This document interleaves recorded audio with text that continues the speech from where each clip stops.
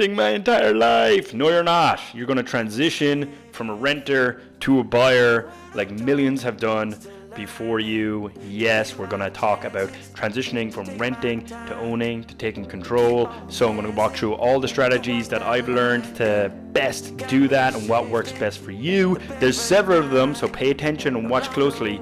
We're going to jump into it right in a second. My lucky strike, love the way you ride. Look into my Connor Mangan, I'm a sales representative in Toronto, one of the greatest cities in the world. So make sure you smash that like and subscribe button. Tell everyone you know about this and everyone you don't know, and share wherever you can. Today we're going to talk about transitioning from renting to buying, something I think that everyone wants to do, and do you know what? It is perfectly possible. Millions of people have done it before you. That's what you always got to remember. Literally millions and millions have done it before you. Yes, it's still a competitive city, still an expensive city, but here is exactly how to do it. There's a couple of different strategies. Some may suit you, some may not. So take everything I say with a little grain of salt and make sure you assess your own situation before diving right into these.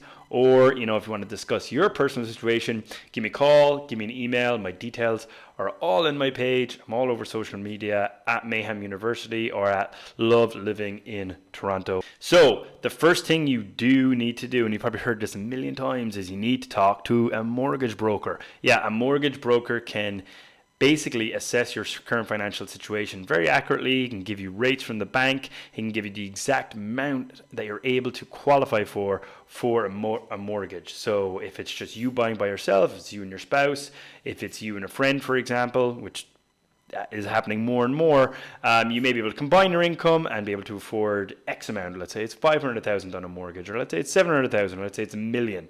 And they'll also be able to look at your down payment and how much you actually need. Lots of people, especially first-time home buyers, believe the myth that it has to be 20%. It does to avoid CMHC insurance, okay, which is important, but it's not a crazy amount of money oftentimes. So the whole I have to pay 20% down is a myth. I've seen as low as 5%. I've seen some people even pay 0% down when they've got very good credit, good income. They don't need to do it because they're not a risk to the bank whatsoever. Mortgage broker will also be able to give you options outside of the bank, maybe some B lenders, maybe some C lenders. Not advisable, but in certain situations it can work.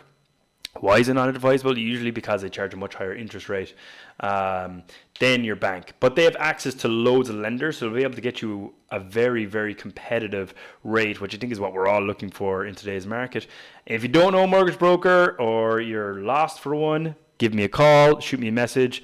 I work with several in the city and they're absolutely fantastic, and even outside of the city. Another thing you want to do to transition from a renter to a buyer is hone in on an area that you really like. Okay, this kind of goes part and parcel with the mortgage broker. If you pick an area that you like, and you're like, yes, I definitely want to live there. Honey, do you want to live there? Yeah, I love this area. It's brilliant. Then that's the area you want to live. Okay, so you want to see what you're able to afford within those areas. Do I go for the big one? Do I go for a single family home? Or maybe I go for townhome, maybe I go for condo, or maybe something else. Maybe I buy land in a particular area and then I build upon it.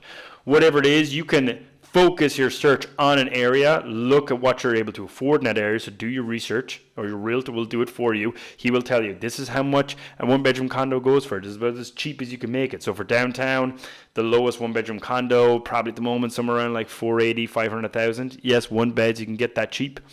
Somewhere around there in downtown Toronto. So maybe that's like your barrier for entry. Okay, I need to get to that amount in order to be able to own. I know the bank are going to give me a $420,000 mortgage. I've been approved for it. I've spoken to a mortgage broker. That's great. So I need to come up with $80,000 down payment, and then I'll be able to go from there. So that would be a strategy. If you look at your location, you figure out where your barriers are in terms of the price, then you'll be able to go from there. Another thing concerning with location, so let's say you are focused on a particular location that you love. Let's say it might be North York, maybe it's Leslieville, maybe it's Scarborough, maybe it's Etobicoke, maybe it's Long Branch, might be anywhere around the GTA. If you're not able to afford that right now, but you do love the area and you're renting and you're feeling okay-ish, but you want to be throwing away all your money, you can choose to buy perhaps a smaller unit in a different area. This is a strategy used by tons of investors, used by a lot of first-time home buyers. It's a very, very popular strategy. So here's what you do. You're going to pick an area that's not as booming, not as expensive as perhaps Toronto. So for example, in previous years, Ottawa and Kingston have been great uses for that. So let's just say you wanted to buy a property in Toronto, but you couldn't afford the prices in Leslieville. There was nothing you could buy that you wanted to move into. So what you can do is you can basically try and buy something smaller in a different city that's more affordable. So if a semi-detached in Leslieville a few years ago was $800K, but a semi-detached in Ottawa was $450K. So you can buy that property for $450K because you know you're going to be approved for that mortgage for $420. So that makes a lot of sense. So let's say you put down $50K and your mortgage is $400. You're going to rent that baby out and you're going to watch your equity grow. So Ottawa in the last, 7 or 8 years has really grown big time. Even in the last 4 or 5 years. During the pandemic, I think it boomed.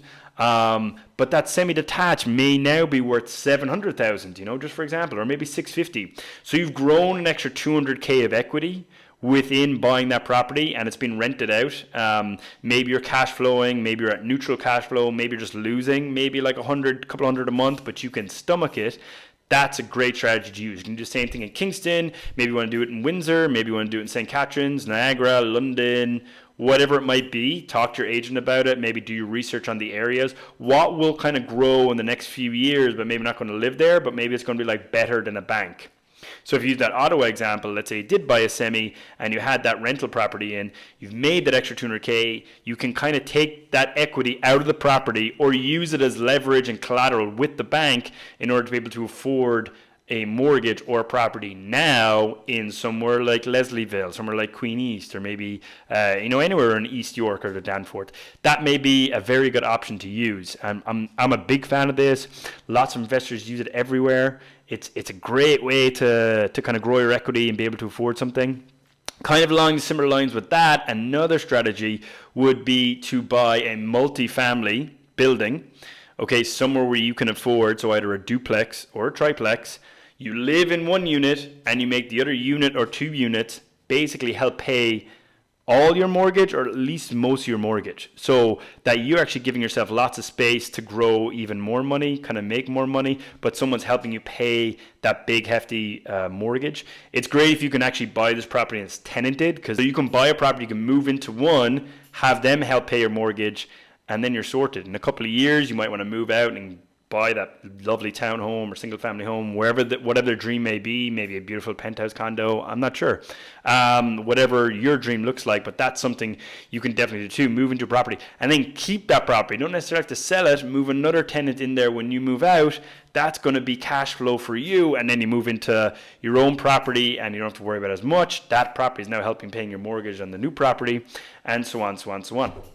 Now, the big issue is how do Connor, you're talking about this and that, you're just assuming I have 50K saved up, assuming I have 100K to put down for down payment. How do I save for down payment? Lots of different ways to save. There's a million different saving specialists. You can be as aggressive with it or passive with it. My main thing I would like to say is, if you're struggling to save right now, whatever you're doing is not working because you don't have a whole lot of savings, then don't do nothing.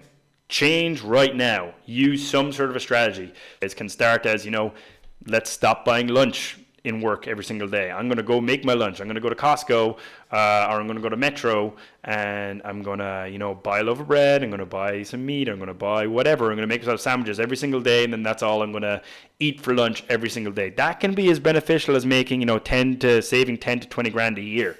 You'd be surprised. Depends how much you spend on lunch, but for lunch, live in Toronto, lunch can be $20 a day, $30 a day. Spend that 5 days a week for 50 weeks in a year, it certainly adds up. You can cut down on those expenses from going out at nighttime.